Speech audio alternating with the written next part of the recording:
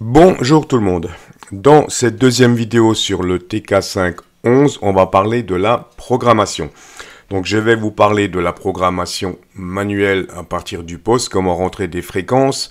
On va voir la programmation via le logiciel de programmation, le CPS. On va voir un petit peu les particularités de ce CPS et je vais également vous parler de la fonction menu caché qu'on peut activer directement depuis la radio et qu'on pourra également activer depuis le CPS. Voilà un petit peu pour les grandes lignes de cette vidéo.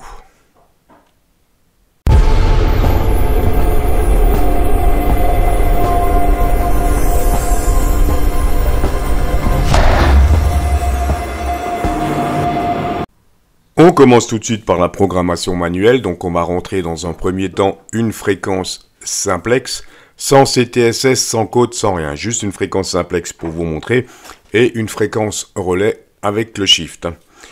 Donc première chose, bien sûr, on passe en mode VFO, on va aller appuyer sur dièse pour pouvoir rentrer notre fréquence, donc je veux rentrer une fréquence locale sans...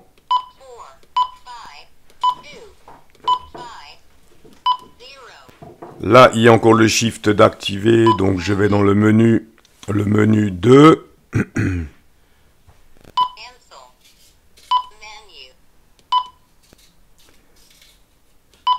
Menu 2, menu général, je valide, et là je vais enlever dans le menu 7, je crois, shift direction,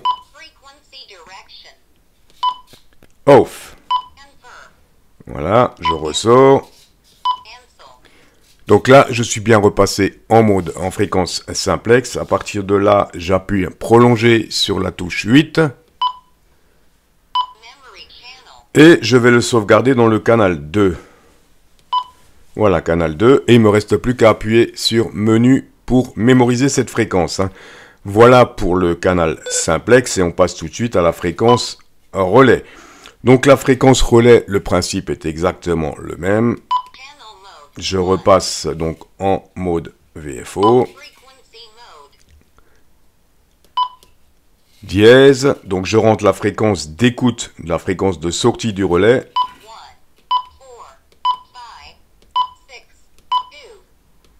Voilà. Je retourne dans le menu, toujours dans mon menu 2. Et là, dans les options 7 et 8.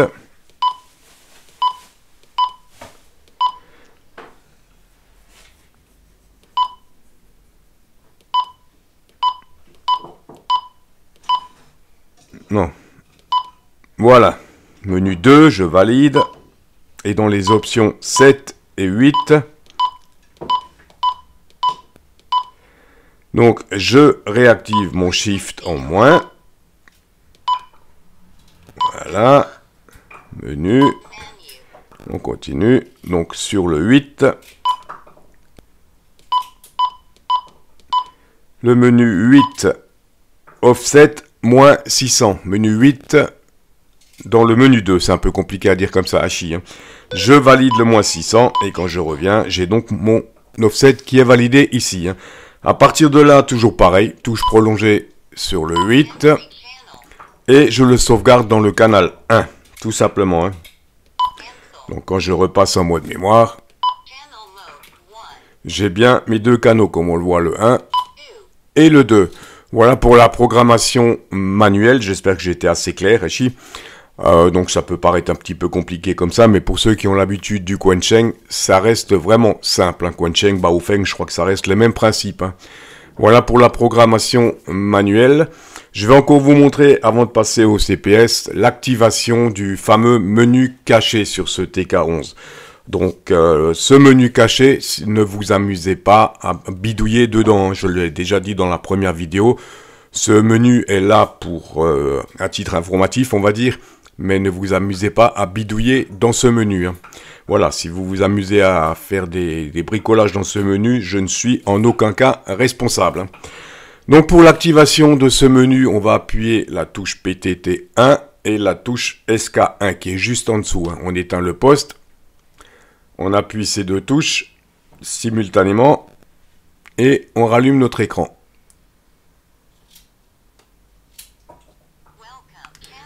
Voilà, et là, pardon, on a donc notre menu 11. À partir de ce menu 11, comme vous l'avez vu là, comme on le voit, vous allez pouvoir bloquer ou débloquer certaines bandes. Et d'autres options avec des numéros de série et tout, mais je vous le répète, je vous montre ce menu juste à titre d'information. Hein. Ne vous amusez surtout pas à bidouiller dans ce menu. Hein. Voilà pour la présentation du menu caché du TK11. On va revenir sur ce menu caché dans le CPS. Hein. Je vais vous expliquer également que vous ayez toutes les informations. Hein. Et on passe donc tout de suite à la présentation du logiciel de programmation. Pour le CPS, la première étape, bien entendu, ça va être d'aller le télécharger sur le site Quansheng. Donc, en fonction du modèle que vous avez, TK11, TK11.8 ou TK11.5, vous sélectionnez votre modèle tout simplement. Voilà, et vous allez en bas de page, ici, pour récupérer le CPS, Programming Software. Vous cliquez sur Download et vous faites l'installation de votre CPS. Et on se retrouve tout de suite avec le CPS. Notre CPS, une fois l'installation terminée, va se présenter comme ceci. Donc à partir de là, bien entendu, on va brancher notre TK11 en USB. Et c'est là que le problème commence. Problème récurrent chez Quansheng, l'utilisation d'un câble pour la programmation. Hein. La première utilisation, j'ai dû forcer le câble pour pouvoir avoir une communication entre le PC et la radio. Voilà, donc, je suis enfin connecté sur mon CPS. Donc à partir de là, voilà, on va voir les différents onglets. Donc ça, ingénieur mode, je vais y revenir tout de suite. Hein. Password, vous allez pouvoir protéger votre CPS et votre radio par un mot de passe. Ici, ça va être tout simplement la version du CPS. Firmware Update, ça va être pour faire la mise à jour de votre poste radio. Hein.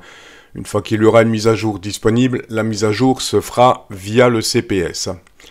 Voilà. Donc ensuite, on va cliquer ici sur Read pour lire les données de la radio.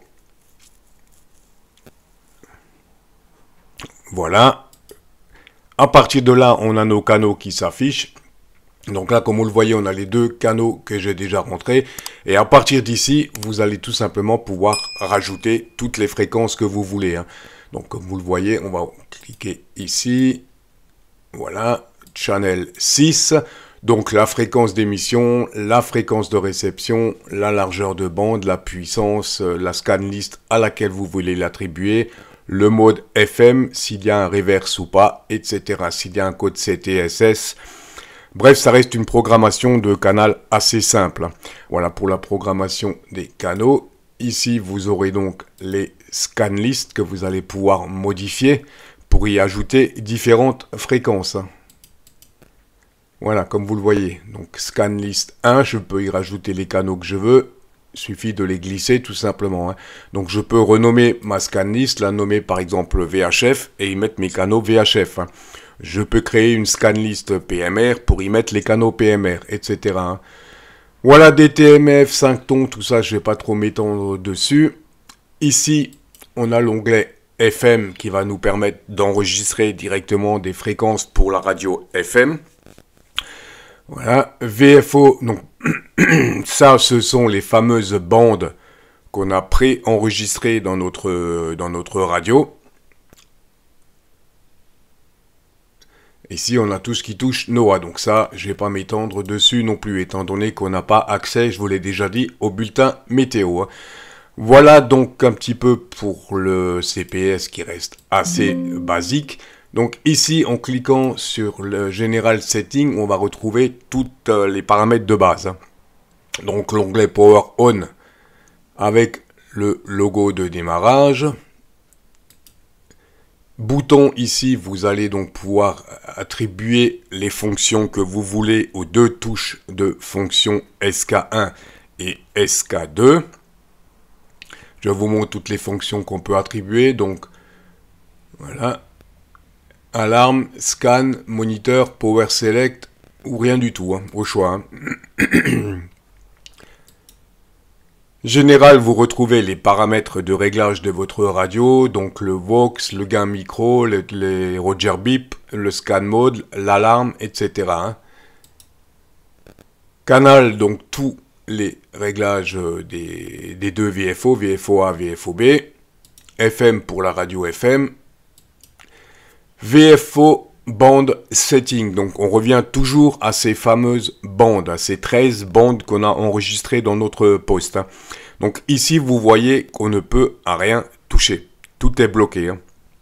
Voilà, pour le moment. Et c'est là que ça devient intéressant parce qu'on a quand même, on va pouvoir avoir accès à ces fréquences-là. Je vais vous montrer l'astuce tout de suite, mais je me répète beaucoup dans cette vidéo, ne vous amusez pas à faire des changements dans cette partie-là, ça peut être assez critique.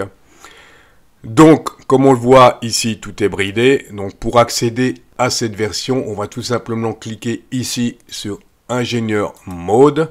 Il va nous demander un mot de passe, et là, Quencheng c'est pas trop foulé, le mot de passe est tout simplement TK11. TK11, OK.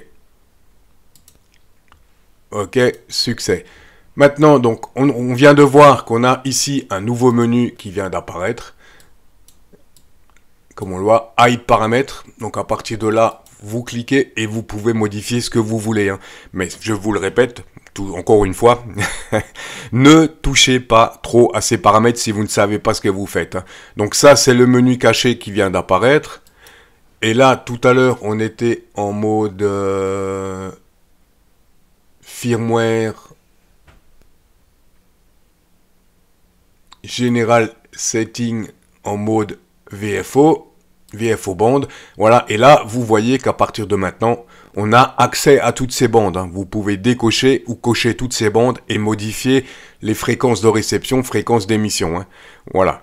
Voilà pour la petite manipulation pour vraiment avoir accès à l'intégralité du CPS et paramétrer vraiment votre poste comme vous le voulez. Voilà, mais ne vous amusez pas trop à jouer à ça, ça peut être assez dangereux. Voilà pour la présentation de ce CPS et de ce fameux mode caché.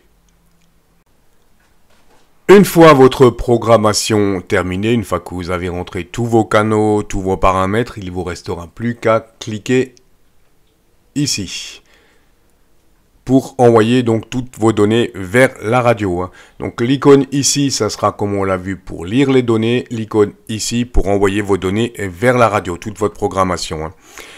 Voilà pour donc la programmation via CPS avec l'explication concernant les menus cachés. J'espère que cette vidéo vous aura intéressé. N'hésitez pas à laisser vos commentaires comme d'habitude et je vous dis 73 et à très vite.